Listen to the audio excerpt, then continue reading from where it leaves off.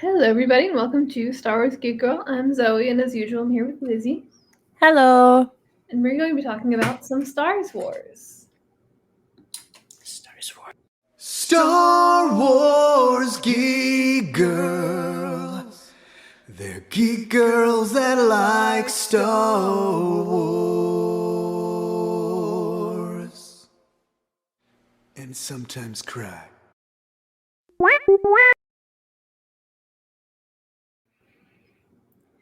All right, so first, Happy New Year. This is our first podcast of the new year. That's kind of cool. Happy New Year. Happy New Year. So we're going to talk about Skeleton Crew episode 6, but before we do, a few other things. So first, I guess, since I already talked about it, Happy New Year. Last year was a crazy year for Star Wars because we had 5 seasons of TV come out. Because we had Bad Batch season 3, we had Tales of the Empire, we had Young Jedi Adventure season 2, we had The Acolyte, and we had Skeleton Crew. So that's crazy. That's quite a bit. Also two video games. Because we had Star Wars Hunters release and then Star Wars Outlaws release. Plenty of books and comics. They kickstarted Phase 3 of the High Republic this past year. And yeah, so it's crazy. crazy year. On the StarWarsGeekGirl.com poll, our favorite Star Wars of last year was the Bad Batch Season 3, which is interesting because this time last year, everyone voted for their most anticipated Star Wars project, which was The Acolyte. So that was interesting. The Bad Batch kind of snuck on there to the scene and hung around in our minds. So go to StarWarsGeekGirl.com right now to vote for your favorite Star Wars of next year, which when I put it together, I realized not a lot announced. That doesn't mean we're not getting a lot of Star Wars this year, because I think like Tales of the Empire was announced like a couple weeks, I think, before it like actually came out. Yeah. And stuff. But so right now I think we know Andor. We have Andor. Obviously we have the rest of Skeleton Crew. We have Andor season 2 coming out in April. So I'm very, very excited for that. I think that might be my most anticipated Star Wars of next year. But you can vote for that in the monthly poll. And we also have what's it called? I think is that. Well, we have the rest of High Republic Phase 3. You know that's coming out. And that's just other comic book and book stuff. A few Acolyte tie-in books that I'm definitely really excited for. And is that it? There's something else. Oh, Visions Volume 3. Volume 3. I am excited for Visions. I'm very excited for Visions Volume 3. So yeah, that's super fun. So yeah, Happy New Year. It's gonna be a great year for Star Wars, at least. Yeah, well, we can't forecast anything else. Everything else is up in the air, but for Star Wars, I think it's gonna be great. Got Andor, Visions, and who knows what else, right? I imagine this year we might get a movie trailer for Mandalorian and Grogu. It might be too early for that, but maybe. You never know. And who knows what else, because there's so many things that just kind of spring on you like a month or less in advance. So yeah. True. We do have Celebration Japan. And we have Celebration Japan. So I'm waiting. By the end of the month, I'll know if Star Wars Geek Girl is getting a panel or a spot on the podcast page.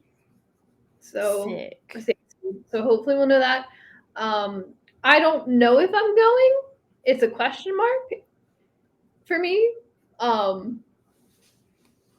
don't know. It really does depend on if we get the. Well, here's the thing. I don't have a ticket, So if we don't get the podcast date, I'm not going. And that's not being like, I'm not getting a podcast. I'm mad. I don't have a ticket. So Yeah. I'm not like, if I get a ticket, I might go. If I don't get a ticket, obviously, I'm not going to go because I don't have a ticket. But you're going? Question mark. Yes. No, I am. Yeah, I am going. Because at first it was like my parents are going, and then my mom was like, "But I want you to come with me," and I was like, "Okay." So, yeah. So it's Axel doesn't want to go. I don't know why. Strange child. Well, he takes care of the cat, so it's fine. Well, he can't drive, just like his sister. Oh. Can the cat go to him? Oh no, because the dogs. Yeah, she would probably mess them up. It wouldn't be the way around. It would be Pearl will bully them. So it's gonna be little baby doggies, little wimpy baby dogs. Yeah, I'll bark. No, they act tough. Sometimes bite. They act tough. Yeah. So it's me and my dad, my mom, and Chris. So that will be cool. But we're also staying for quite a bit. So it's not just gonna be Celebration Japan that we're going to, but we will also be going to that too. That will be cool. Very excited. I've just been liking all the art that they've been posting about it. It's so cool. I really want one of those Sabine. Amazing. I want like a print or something of that Sabine badge. Yeah. If I don't get that badge, like I want it on something. It's so good. I want it to exist somewhere. I really like it. I really, really like it. I mean, they're all really good, but obviously I'm partial to Sabine. We all are. But I feel like it's her style that makes it so much better too. Like just the style of Sabine herself. But yeah. So that'll be I don't know if you can hear that. There's a strange alarm in my apartment building. Okay, it's gone. We're good. I thought I was like the Ring kind of moment, so I was gonna leave it and not mention it. No, that was a strange alarm in the building, but it's fine. It's gone. So yeah, big year for Star Wars coming up. I'm sure Celebration Tokyo they're gonna announce like so much stuff, like a lot of stuff. Yeah. And so that'll kind of be where the bulk of it comes from, I assume. But we're also getting a lot I'm really excited for High Republic Phase 3. I know you don't read books, Star Wars books. I can't read. I know you can't read, so it's okay. But I'm really excited for Phase 3. A lot of crazy stuff, like a lot of crazy, not cliffhangers, but like cliffhangers in Wave 1 of Phase 3. And so I'm really excited to see how they wrap it all up, and just what is happening. Yes. With that, I'm hoping to catch up more in comics. I started catching up on comics this past fall. I'm still on Poe Dameron because I'm going by like release order. I'm still on Poe Dameron because I just fell off of it for a little bit. I'm gonna get back into it, and so I think because I'm caught up on novels. That's what I did. I caught up on novels this past year. I was very happy about. And I think my 2025 goal in Star Wars might be to catch up on all comics. Well, at least all Marvel comics, because the other ones are hard to find sometimes, and I'm really trying my best. But it's really hard. So fair. I am trying. But I do. That's one of my goals. I also, I think I'm gonna because there's a review on StarWarsGeekGirl.com of every book except for 5, I think, and so I think I'm gonna reread those last 5 and post a review. So of the novels, comics. So that's my 2025 Star Wars goal. Do you have a 2025 Star Wars goal? I still haven't done any kind of troop or any kind of like just getting into costume in a long time, like since like COVID, I think. So I think just finishing a freaking Sabine, like epilogue Sabine. Um, Are you gonna do the animated epilogue or the live action? that's what I was thinking about that for a while. I feel like live action looks a lot more comfortable, Yeah, but I yeah. like As the someone animation. who has the animated epilogue, and I do love it. I love it very much. But the live action epilogue, which I don't have it done, but like I put on the flight suit that we got for the live action it's like the Hisoka Sabine, and I was like, oh, this is so much more comfortable. Yeah. And, Where did you get it? Because like my dad's like, yeah, we can make it, and I'm like, I make it. What do you mean? I don't remember. Ask my dad. Okay. I don't remember. We got it literally a year ago. Because we like ordered one. We ordered one off one of those like cosplay websites because we are gonna make the armor, but we're like, oh, like just the suit, like that would probably be fine from it. And the problem with those cosplay websites, they reference there's this one promotional still from Ahsoka that is the bane of my existence. I don't know if I talked about this on the podcast before, but in that promotional still, I don't know like what if she was just wearing a different suit when they did that photo shoot, or if someone color graded it really weird, or if the lighting was weird or something. But the suit in this one promotional still that's everywhere is brown. It's like straight up brown. Yeah. And in the actual, like if you look up Sabine Wren, like from Ahsoka, like Sabine Wren live action, it's like one of the first things that pops up is this photo. And in the show, she is never brown. There's like in the scene where they recreate the epilogue, the lighting is really, really orange and it looks brownish, but it's never brown in the whole show. It's gray. It's always just gray. But because this suit is brown, all the people making the flight suit make it brown because they're referencing that photo. Even like the hallmark ornament of Sabine Wren, the suit is brown. The doll in the Disney parks of Sabine, the suit is brown. It's not brown, guys. It's not brown. I did notice that. It's not brown. It's gray. Okay? It's gray. Sometimes it has little black panels inside the thighs. And that's it. But it's gray. It's gray, you guys. It's not brown. Stop making it brown. That's my rant of 20. Oh my god! Speaking of brown, this has been plaguing me for 2 years. I still have teak in the coffee. I was supposed to take him out yesterday. Fun fact for the listeners: both me and Axel got Lizzy a teak plushie from Disney. Yeah, like it was so funny because one of the first presents I opened was Axel's, and it was like I pulled out the teak, and I didn't even know that existed. So I was like, "What?" And then I was like so excited. You're like, "Whoa, look at this!" And I was like, "Oh my gosh, that's so cool!" And then I went to open yours, and I was like, "Oh my god!" So my other goal that hopefully I finish because I'm horrible at finishing projects, is to make him keep one normal, and then make the other one like the one in Skeleton Crew, all disgusting and like scrunkly. So I started it and I put him in a big pot of like coffee and like tea bags, and he's just been sitting in there. So I need to take him out and like rinse him, but I haven't done that. So he's just stewing. He is. For the record, there were other parts of the present. That wasn't the only thing. Yes. There was other stuff there too. I thought it was the teak was pretty funny. The book for cats to teach your cat about guns was better. I like that one. Yeah. Yes. Pearl doesn't like it. Yeah, but I set her down. I was I'll have to send you the photo. I was cat sitting for Steel from Steel Wars for a while. I don't know if I talked about this on the podcast, but I was over the holidays.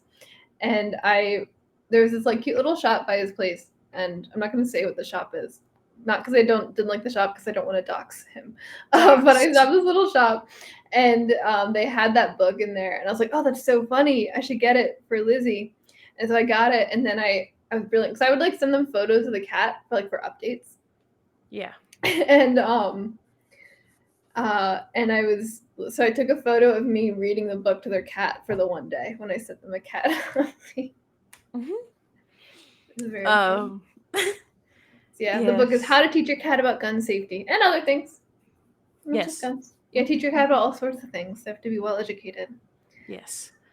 There's something else. So, but yeah, going back to your rant, I did notice that because that was also a question that my dad was like, which one are you gonna do? It's not brown. It's never brown in the show. It's that one image. Don't get a brown one. Don't make me mad. I wasn't gonna get a brown one. Even then, if I did, I would just dye it or something. I don't know. We'll see. Yeah. But that's the thing is like I really want the one in the live action because it just looks so much more comfortable. But the problem is the thing is with me is my biggest gripe with the live action version is the I know I just talked about the suit, but in the live action it's just like plain gray with like there's just like little black panels in the thighs, which are hard to see because sometimes it just looks like a shadow. But in the animated, it's like black with gray panels, kind of like she was in the animated. And I wish they would include it. I wish they'd made it black with gray panels in the show. But it's not. It's not. Sadly. But I do like that she has a back plate. I just think that's fun and silly. Am I echoing? Yeah, hold on one second. My AirPod died, and it's like it won't connect to my other AirPod, and it's like Give me a second. Okay. Should be good. Okay. Yippee, yippee. Yay. So, but I was like worried because I was like, oh man, but like if I do the live action one, then I feel like I won't match with my dad, even though like I totally match with my dad. But then I was like, but dad's from the animation, and it's not like anyone except me and Zoe and like 2 other people will know. But in my heart, I will know. Right. No, I get it. So I think I'm gonna do the animation. Maybe I'll just really try to find something comfortable. Yeah, I mean, you could definitely make the animated comfortable. Also, because if you do the animated, then you can reuse like your belts and stuff from your animated too, because it's different. The belts are different slightly in the in the live action compared to the animated. Yeah. So 2025 goal: finish Sabine costume and finish Teak. I also have your project that I still haven't finished because it's just been like, oh my god, it's paper mache, but it's like it's so much. I need to finish it. I'm gonna put all of my projects into the living room just so like it's there, and I'll just like sit, because if it's outside, I will usually like sit down and I'm like, oh, I could do this, and like I'll work on it for 30 minutes. But then I had to put it away when I would have my parents over or whatever, and so it just was put away, and now it was like, so I need to remember to rinse the teak tonight. I'm also gonna like for cut a few his more days. It's fine. Yeah. What's the worst I'm also that can happen? gonna cut his ear, like make it seem like a little like snip out of his ear, but then I have to sew it. So it's I have to, I'm working on that. But yeah, that's my 2025. Hopefully. Yeah. Yeah. So happy New Year to everyone. New Year, real life, New Year, Star Wars, all of the things. All the New Year. Yay. And then the other thing that we're doing in the New Year, greatest transition ever. On February 7th this year is the 5th annual Star Wars podcast. February 7th is the anniversary of the very first ever Star Wars podcast being released. So it's put together a whole bunch of podcasters. We're releasing a podcast. Did I talk about this already? No, I talked about this before we started recording. Yes. That's why I'm confused. The Star Wars podcasting. I know what I'm doing. I'm organized and smart. But yeah, so Jedi Talk, the very first Star Wars podcast, was released on February 7th. We're celebrating Star Wars podcast on Star Wars Podcast Day. A lot of other shows are participating, including my dad's podcast, The Inflatable Falcon, Feeling the Force Pod, Rebel Scum Pod, Sky Guys, tons and tons of other podcasts. If you want to see if your favorite Star Wars podcasts are participating, go to Star Wars Pod Day on Instagram. And yeah, so look out for that February 7th from not just us, from many, many other amazing podcasts. And if you have a podcast and want to participate, you can go over to there and see how to participate yourself. But you can post your podcast on February 7th and use the hashtag Star Wars Podcast Day to join us. Or hashtag SWPD 2025 if you want to be real abbreviated about it. Abbreviated. Yeah. So, yes, that's that. Very exciting stuff. We love to see it. So yeah, I think that's all the New Year's news angle of it. So now we can talk about, of course, Skeleton Crew. Skeleton Crew. Are we doing spoilers? Right. Yeah, we'll do spoiler-free thoughts first, just to keep with tradition. Okay. So, I was scared. But wait, which one are we doing again? 6? Episode 6. Okay, cool. One that just came out. Yes. Bryce Dallas Howard. Dearest Bryce Dallas Howard. I love you, but you scared me pretty bad. Please do it again. Thank you. Yeah, valid. That's my spoiler-free thoughts. Yeah, I mean, I think, this is a Bryce Dallas Howard episode, so my that phone is listening to me and gave me amazing. Bryce Dallas Howard photos. No, thank you. Okay. My phone just goes, calling Bryce Dallas Howard. No. Why don't you just call Taylor up? Yeah. Yeah, it was such an amazing episode. It was a bit like slower. Like episode 5 was very like action packed. This one wasn't. It had some action, but not as much. But it was like you got to really kind of like spend some time with these kids and in different like relationship dynamics than we're used to, like than the typical like group of them, and getting to learn especially about KB. So the KB centric episode, and getting to learn about her. I loved that. And also, and I feel like I say this almost every week, but I'm so blown away by all these kids' performances. They're amazing. Not just like, oh, they're good for child actors. Like these are just good performances. They're fantastic. And I hope these kids, if they want to, act forever because they're really good at it. And yes. I love that for them. Yes. So yeah, I think that's my spoiler free. Yours was definitely more put together.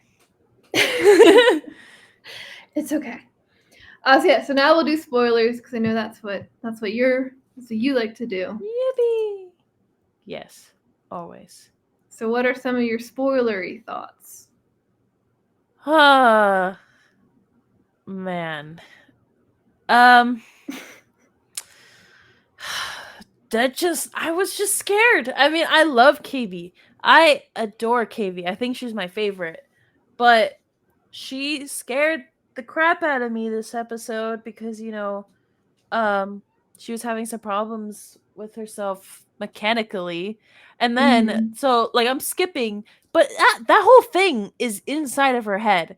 Like, it's not just, like, a little attachment on, like, her or, like, her eyes, like, her ears, whatever. That, like, is inside. Like, that looked deep.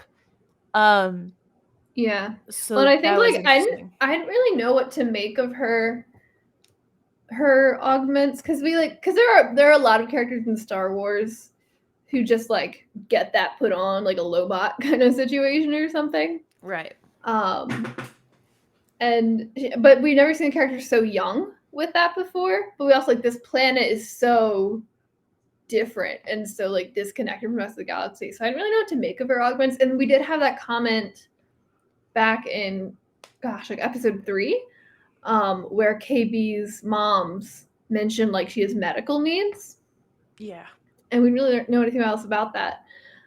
So yeah, it's revealed in this episode that KB had an accident. We don't really know what the details of it are, but she had an accident, and so that the augments are a result of that, to like save her life.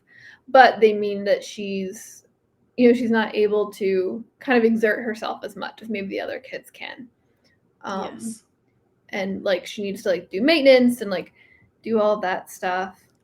And yeah, I just thought that whole part of the episode was really interesting, especially because I like that lesson. Yeah, like because she's talking about her relationship with Fern. Because in the episode, Fern and Neil go off, and KB and Wim go off. So it's like two like because normally it's like Neil and Wim, and then KB and Fern. But KB and Fern were arguing because Fern wanted to climb back up to the ship, and KB didn't want to. And then we learned from her time with Wim that she can't, like physically cannot, especially like because she's gone so long now without like her any like maintenance like she normally has. And yeah, and so she's like, I really loved when she was like, Fern was trying to treat me like another, like just like before, like I was the same. And Wim was like, oh, that sounds good. Because like, you want to treat everyone the same. And she's like, no, but I'm not the same. And I loved that. That was, like I said, such an important lesson, I think, especially for any kids watching who might have like disabled friends or classmates. And, like treating someone with respect and treating someone the same as everyone else doesn't mean this is not the same thing, And I thought that was such a great lesson to include in Star Wars. I think especially because a lot of there are a lot of disabled characters in Star Wars, but they're not always necessarily treated that way. Like in this sense, where this is very clear, like a clear, I guess, like metaphor. I don't know if it's a metaphor because it's very like obviously direct, but like you know what I mean, like a clear representation of a real disabled person. Where versus like Luke is this disabled character, he's missing a hand, but it's like here's a robot hand that's the exact same as your normal hand and looks the same and does all the same things. And this is like, so he's a disabled character, but it's not like that's not a realistic experience for a person. Where this was like a more obviously, I mean, we don't yet have technology to put robots in our brains. I'm sure it's coming up. But 2025. Like, who knows, man? But this was such a clear like representation of having physical limitations, and that it's learning that. I think that was such an important lesson for Fern too. I think she kind of learned it with Neil, who just couldn't keep up with her because he had little legs. He's little legs, Neil. And I think Fern learned that lesson too in her own way. It's like learning instead of just expecting people to keep up with you, and learning how to adapt to another person's needs.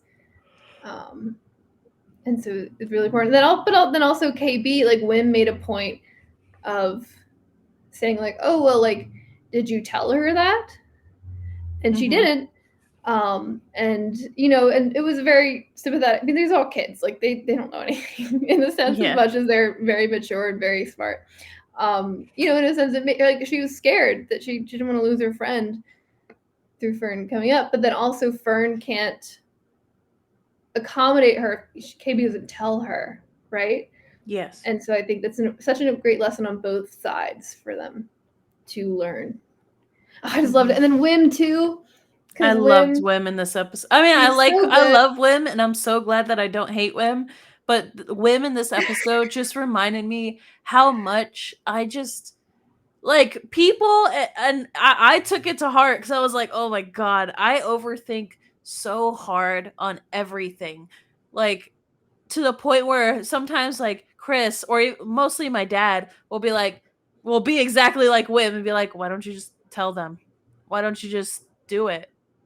And I'm like, you're right. What the hell? Like, I Yeah. loved Wim for that, and he's so supportive. Like, he had this moment with Fern, and like now with KB, and it's just great. And I love when she's like, she seems scared to lose her friendship with Fern, and he's like, well, you could be me and Neil's friend, which like it was also super super cute. Yeah, well, and I think also Wim learned an important lesson in this episode too, because he saved her life. KB walked him through how to replace the little metal thingy in her head, like walking through how to do it. And also fantastic performance from Kriana Crater. Like, all the kids are amazing actors, but her performance this episode was crazy. She was so good. But she instructs him what to do, and then she's like, oh, thanks, you just like, she's like, oh, thanks, you prevented total system shutdown. He's like, what? And she's like, yeah, you saved my life. Like, she could have died, and he just, Yeah. you know.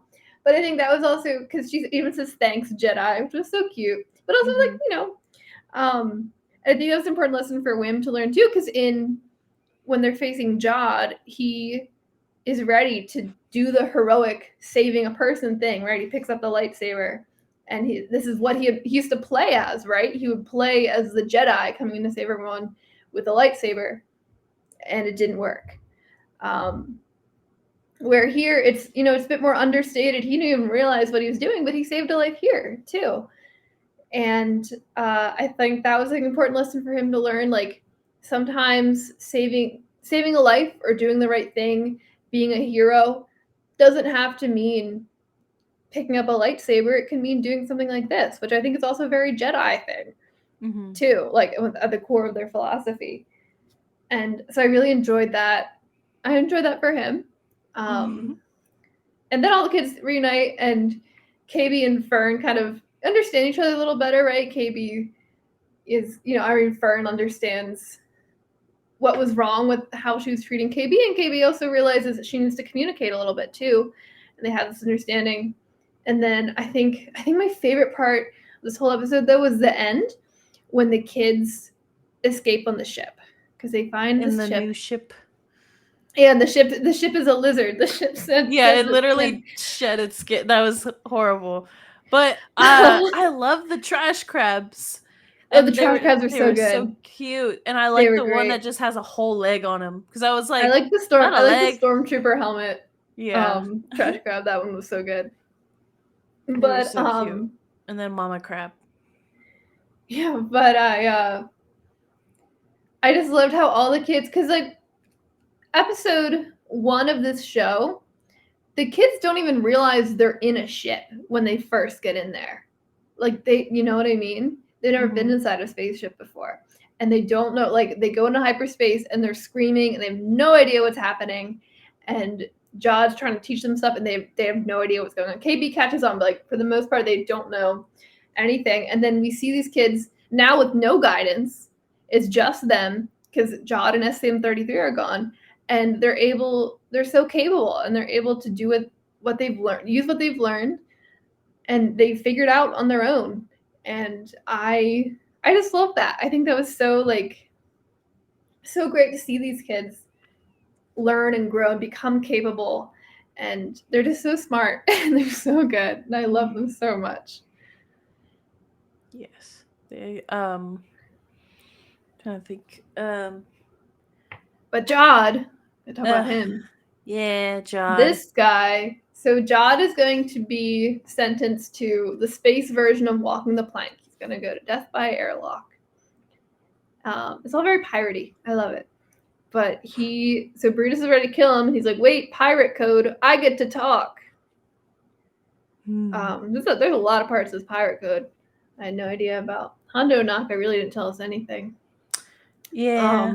I don't know if he really is part, like, I don't know if he's for the Jedi or the pirate code, you know? I feel like there's like, sort of like how there's like the bounty hunters guild, like we saw in Mando, but there's also clearly just like bounty hunters who just like kind of do their own thing. This is like low-key what this feels like, right? You have like the pirate code, like all these people really into it, and you have some people who are like man, I'm just a pirate. I don't care. Yeah. That's what it's giving to me. I think Honda's in the I don't care category. But yeah, so basically, Jod gives like a whole speech. It's really well done, talking about Atten and like telling all these other pirates, like, look, you guy, you want to save up to buy a farm, right? Did you do it? Are you getting money working with Brutus? The guy's like, no, I'm not. It's like, well, I know where there's money. And so he tells them, he has the coordinates to Atten. It's where they create all the Old Republic credits. And he has the coordinates on SM-33. And so they sing a little sea shanty, little space shanty about the captain. What's his name? I forget. Todd. Captain Todd. We'll go with that. That sounds right. It's like Tad or something. And they're gonna go to Atten. Also it was really funny when Jod's like covered in like jewelry. Like he looks like a kid at like a Mardi Gras. And he's like covered in jewelry. He like rises up on the little platform. And he's so happy. And then all the pirates are there, and he's like, "Oh, Captain Tack Renaud." Tack Renaud." I was close. Close enough. Close enough. You got like the first letter from the first name and the last syllable of the last name. So yeah, you basically just shortened it. It's fine. It's kind of what the Chiss do, right? Todd. It's basically like a Chiss name, just like in Perfect. reverse because they do the middle and I'm you so did the smart. ends. Right. That was very funny. But yeah, so we have 2 episodes left. And so we've got Jod and the pirates, they're all going to Atten. And then we've got the kids, because KB was like, oh yeah, I have the coordinates. They're in my little brain thing.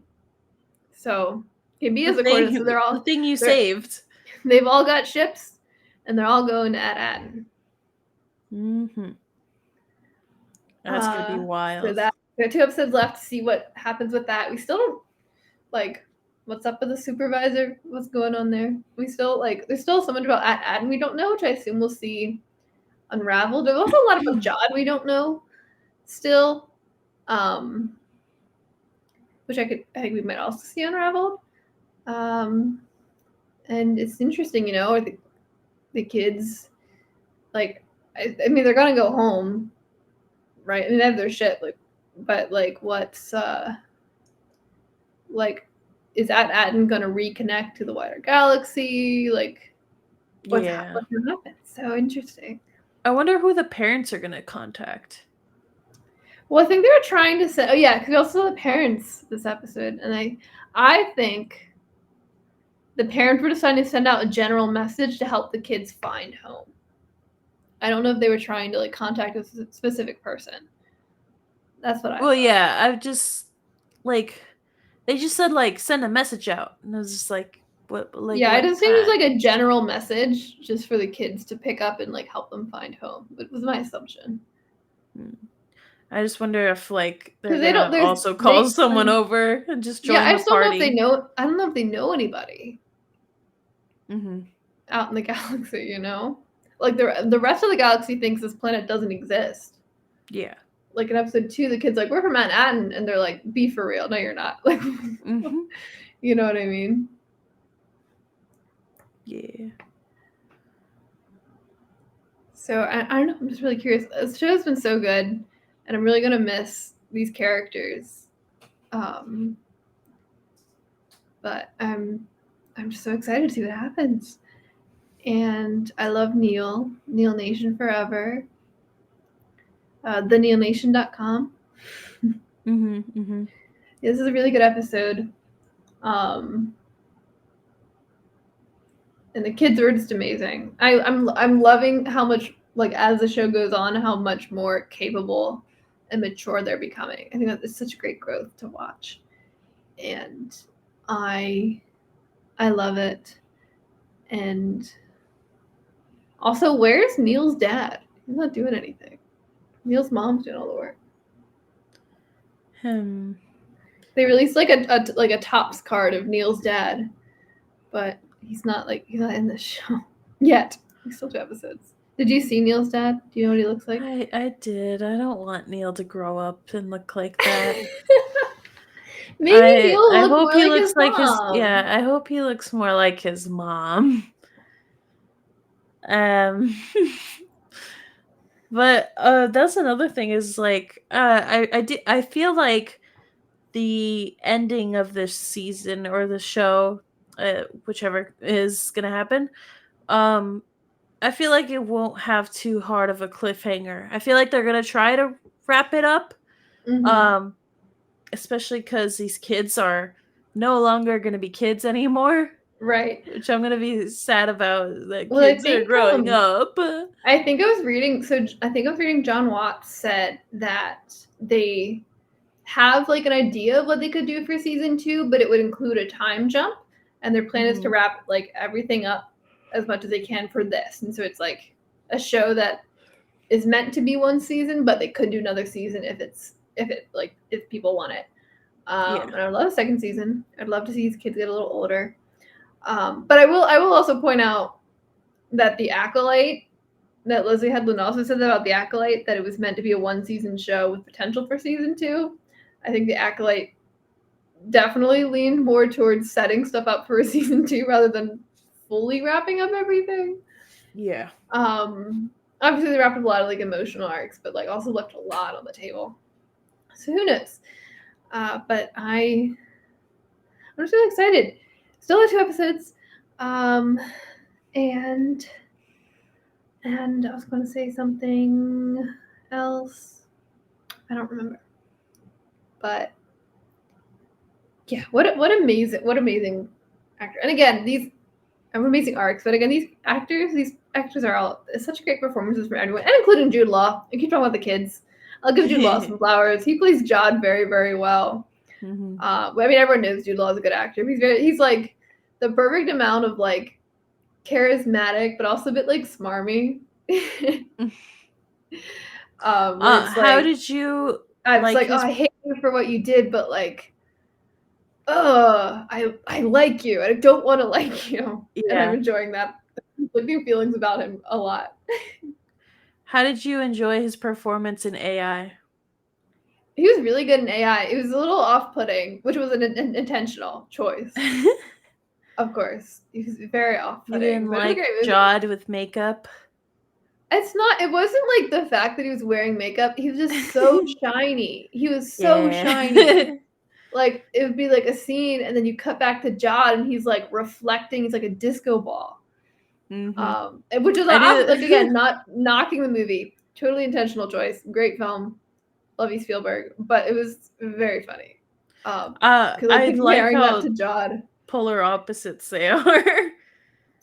Yes, very different characters. But I'm still holding out hope for Jod. I don't know if that makes me delusional or not. I mean, I he still didn't think want to hurt the kids. he made You know? such like there's so many sweet moments and connections between him and these kids that he didn't have to do. And so I'm wondering if he's gonna have a change of heart. If the kids are gonna be threatened and he's gonna shoot whoever's threatening them in the face and be like, no, I'm a good guy now. Yeah. I'm still holding out hope for Jod. Not just because I need that on my bingo board. I do have hope for Jod. I do have hope for Jod. I will say he kind of reminds me of I forgot his character's name, but in Treasure Planet, the main like pirate, cuz he's like evil. He's like evil and he's like trying to get this treasure, but then he also befriends this kid. But as soon as the kid figures out like that he's the pirate and he's the cyborg pirate that like destroyed his mom's like stuff, he becomes like cold and like, you know, hates his guts. And then he kind of got mean, kind of like how I feel like Jod did as well. Like Jod got pretty he got pretty mean. And but in the end, like there's like a scene where like it's like the kid or the treasure and he saves the kid, but he still keeps like a bunch of treasure in his pockets. Like I'm hoping it's something cute like that. where he's like, okay, well, I saved you guys. Like, it would be nice if I had a little money. Like, so I don't think he's a bad guy, but I do think that he is pretty selfish. Oh yeah. So I'm curious because it could go many different ways, and I'm really excited for that. Yeah.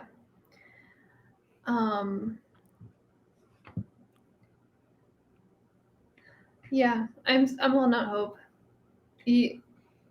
Yeah, I mean, he can't undo, especially like if he's bringing these pirates to Atten now.